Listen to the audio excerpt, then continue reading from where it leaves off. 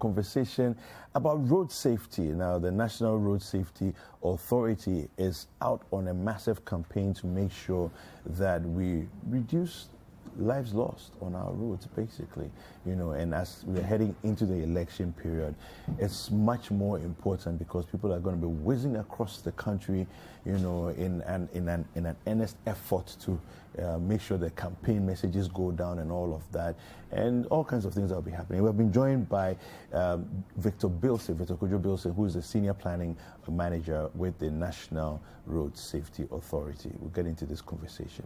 Good morning. Good morning. How are you? I'm good. Welcome to Breakfast Daily. Thanks. Yeah, so let's talk about elections and road safety.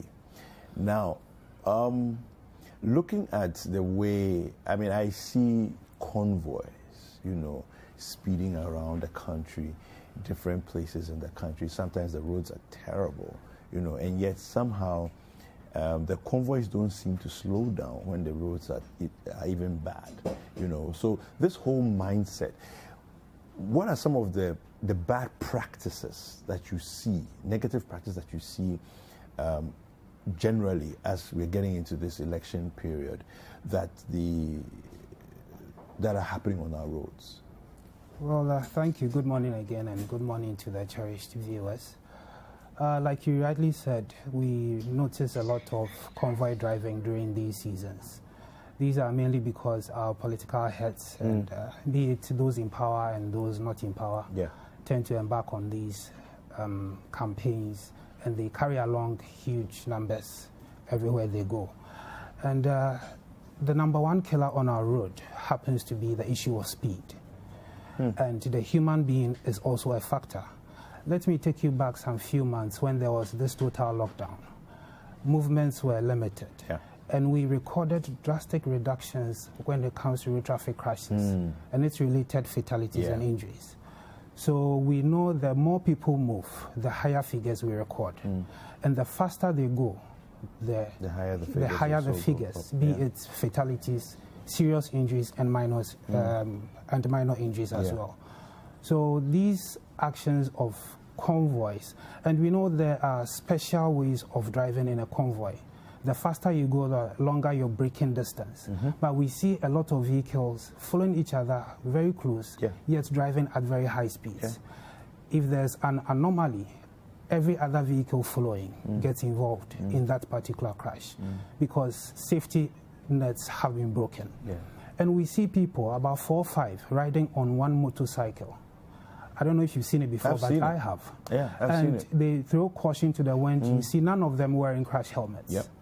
And people will ask, so what is the police doing? The police cannot chase every biker out there. What are we doing for ourselves? We see a small vehicle, maybe a saloon car, which is supposed to pick just 5 people. You'd be surprised to count as many as 15 in that vehicle. So if we are doing all this, and a single crash is taking about 12 lives, then what are we telling ourselves? What are we doing for ourselves? Are our souls going to vote, or the human beings themselves are going to vote? These actions and inactions, we notice a lot of people driving tired, driving for long hours, refusing to rest. Meanwhile, it is mandatory in the law, LI 2180, that you would, when you drive for more than, for up to 4 hours, it is mandatory that you rest for 30 minutes. We throw caution to the wind there as well. People taking coffee, other enhancement drugs, thinking we can cheat nature, but it does not happen that way. If we keep on doing these things, then we should not expect the figures to go down. We should see higher numbers. That is why over the years, election periods record higher numbers when it comes to road traffic crashes. Because one, movement is high, volumes are also high. People bus their supporters because they want to feel the crowd with them wherever they go. But in the end, what are we doing when it comes to road safety? Now, you said something about the police not being able to catch every, recalcitrant driver. But a question I have in my mind is also that when people are caught for doing the wrong thing on the road, are the punitive measures sufficient? Is it deterrent enough? I mean, of course, I'm sure the police are the ones who can answer that best. But as an authority, what are you advocating for? Okay. What we want to do, or what we are trying to put out there, is when we say enforcement, the normal person out there will look at it from the top bottom, but enforcement is two-way. Okay. Why can't we look at it from the bottom-up approach? How is that? Where each and every individual would take responsibility and enforce the law on my own. If I know I'm supposed to rest after 4 hours, why don't I enforce it personally? If I know I'm not supposed to be intoxicated whilst I'm driving, then why don't I enforce that? If I know I'm not supposed to overtake in a curve or on a hill, why don't I enforce that? Okay. If I do that, I will not expect the one in uniform to come and tell me what to do, because I'm applying the bottom-up approach to enforcement. But isn't that a bit utopian, considering the fact that in every country, I mean, the best of places where we consider that people are law-abiding, you notice that people will sit at home and you get a ticket of a fine in your mail, because a camera caught you speeding, a camera caught you doing the wrong thing. I think to leave it to the citizenry to say enforce it yourself, I think it's almost like living in a Garden of Eden kind of environment. We are not leaving it to the citizenry. Okay. We are trying to play with your conscience, let you understand. Okay.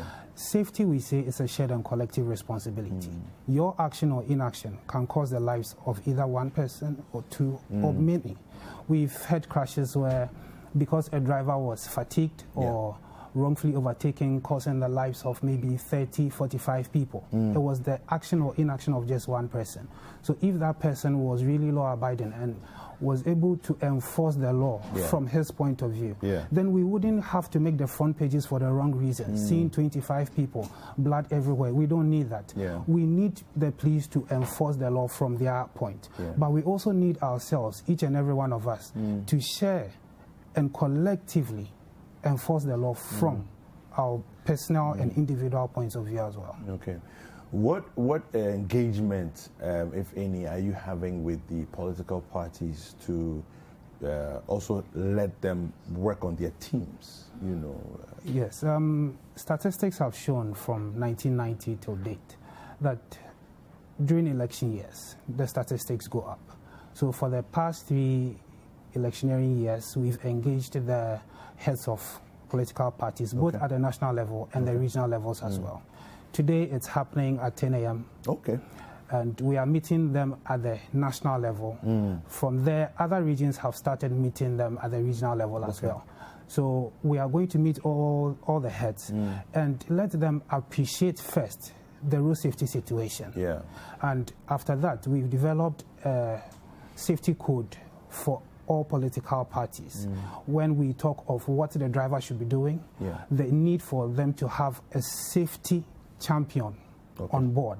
So when they go, it's not just about what you are coming to promise us again or what you think you have done that you want to remedy, but you also tell us that, okay, we need you to vote, but we need you alive. We don't need you maimed. You are here safe, you have to get back safe. That is why we have this Arrive Alive campaign running alongside everything we are doing now. So we want them to understand the need for them to plan their trips. Because if you don't plan your trip, you may end up in a gridlock. And in your haste to get to your next destination, the issue of overspeeding comes in. So we want them to first understand the road safety situation, like I said. Then we give them the code of conduct for political parties. Let them buy into it. Because the people listen to them. They have the voice. And if they are able to speak the language that the National Road Safety Authority is speaking, then we believe the message can get far. All right. Thank you. Thank you very much. We've been speaking with Victor Kojo Bilson. He is the Senior Planning Manager with the National Road Safety Authority. Hi there. We hope you enjoyed the show. Make sure to subscribe, like, comment, and share with your friends. This is Breakfast Daily on City TV. Join the Breakfast Daily team Monday through Fridays from 7:30 a.m. to 10. Join us for breakfast daily, only on City TV.